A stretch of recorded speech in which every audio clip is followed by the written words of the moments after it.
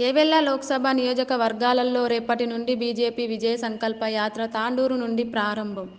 చేవెళ్ల లోక్సభ నియోజకవర్గాలలో 3 రోజుల పాటు బీజేపీ నాయకులు బస్సు యాత్ర నిర్వహించనున్నారు.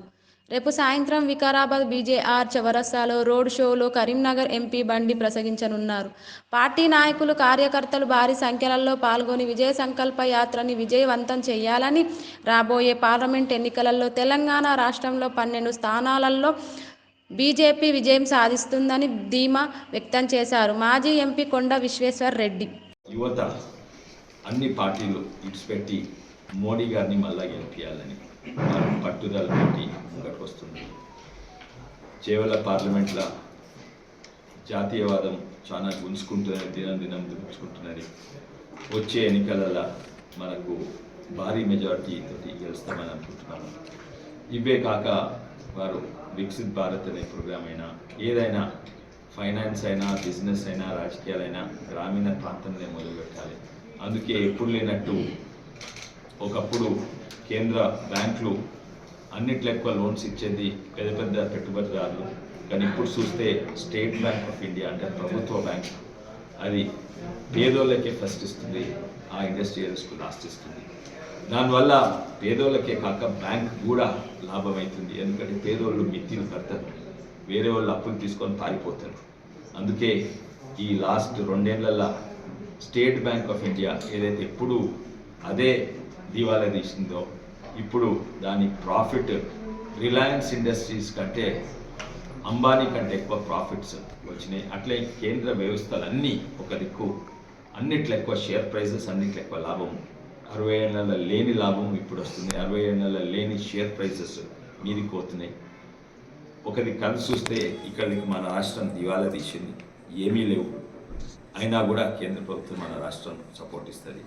అందుకే బీజేపీ తోటే మన రాష్ట్రము, దేశము, గ్రామీణ ప్రాంతం డెవలప్ అవుతుందని ఇప్పుడు అందరికీ అర్థమవుతుంది. ఎందుకంటే చేసినవన్నీ పోయిన ప్రభుత్వం నేనే చేసిన అనుకున్నది, ఇప్పుడు తెలుస్తున్నది. మద్దతు ధర ఎవరిస్తుండ్రు, కరెంట్ ఎట్లు వస్తుంది, ఉచిత బియ్యం ఎట్లు వస్తుంది, 2400 రూపాయల యూరియా ఇప్పుడు 266 రూపాయలకి ఎట్లా వస్తుంది, అందరికి కూడా తెలిసిపోయింది. మీ ద్వారా మరోసారి మీ ప్రెస్ సపోర్ట్ కావాలి, ఈ అవగాహన వస్తుంది. ఎందుకంటే ఇన్నేళ్ళు చాలామందికి అవగాహన కాలేదు. మీ సపోర్ట్ ద్వారా ప్రజలకు నిజాలేందో బయటపడే తెత్తు మీరు ప్రచారం కాదు, మీరు ఉన్నట్టు రిపోర్టింగ్ చేస్తే దేశానికి మంచిదని. ఈ ప్రోగ్రాం గురించి ఐటెనరీ మేము ఇస్తాం రేపు. ఇది అంతర్జాత మీటింగ్లో కూడా వారు ఒక భారతదేశంలో వేరే లెవెల్కే తీసుకుపోయినారు. ఎప్పుడు కూడా అంతర్జాతీయ రాజకీయాలలో మన భారతదేశాన్ని చిన్న చూపు చూసింది. కానీ ఇప్పుడు మోడీ దిక్కు చూస్తే, భారతదేశం దిక్కు చూస్తే వేరే విధానంగానే చూస్తుంది. మన దేశమే కాక ఎన్నో పేద దేశాలను ఆదుకున్నారు. కరోనా వచ్చినప్పుడు తను చేసిన ప్రోగ్రామ్స్, తన సిద్ధాంతం ఒకటే, నేషన్ ఫస్ట్ అంటే జాతీయవాదం. అదేంటంటే దేశం, మన భారతదేశం నంబర్ 1 ఉండాలి.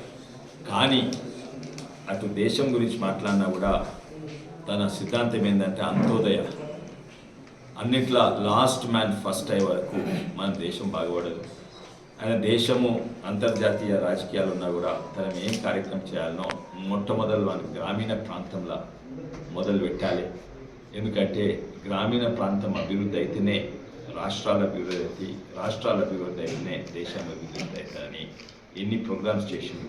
ఇంతకంటే ముందు 2-3 ప్రోగ్రాంలు, రాజకీయాలైనా లేకుంటే డెవలప్మెంట్ ప్రోగ్రామ్స్ అయినా లేకుంటే ఇంకేమైనా ప్రోగ్రామ్స్ అయినా ఆయన గ్రామీణ ప్రాంతం మీద ప్రత్యేక దృష్టి పెట్టిండు. సర్పంచ్లకు వచ్చిన పైసలు వాళ్ళే, గ్రామీణ ప్రాంతంలో రూపాయి బియ్యం వచ్చినా, ఉచిత బియ్యం వచ్చినా, మద్దతు ధర వచ్చినా, ఫర్టిలైజర్ సబ్సిడీ వచ్చినా, 24 గంటలు కరెంట్ వచ్చినా వాళ్ళ మోడీ గారు వల్లనే వస్తున్నాయి. ఈరోజు తెలంగాణ రాష్ట్రంలో కూడా వేరే బీజేపీ అధికారం లేకున్నా కూడా దీనికి అప్పులు, హద్దులు దాటిన అప్పుల మీద ఇంకా 9,000 కోట్ల అనుమతి ఇచ్చిండు పోయిన నెల. అది లేకుంటే కాంగ్రెస్ పార్టీ అధికారంలో ఉన్నా కూడా అది ఇచ్చిండు. ఎందుకంటే రాజకీయాలు పక్కన పెట్టాలి, తెలంగాణ ప్రజలు ఇబ్బంది పడొద్దని. అందుకే అది లేకుంటే ఇప్పుడు మన పంపులు నడవకుంటే, మన లైట్ బల్బులు, మన ఫ్యాన్లు తిరగకుండే. అదే సిద్ధాంతంతో నేషన్ ఫస్ట్ అని ముందుకుపోతుంది. ఈ ప్రెస్ సమావేశానికి వచ్చిన ప్రెస్ మిత్రులందరికీ నమస్కారం. అట్లనే అధ్యక్షులు మాధవ్ రెడ్డి గారు, శివరాజ్ గారు, శివాజీ జయంతి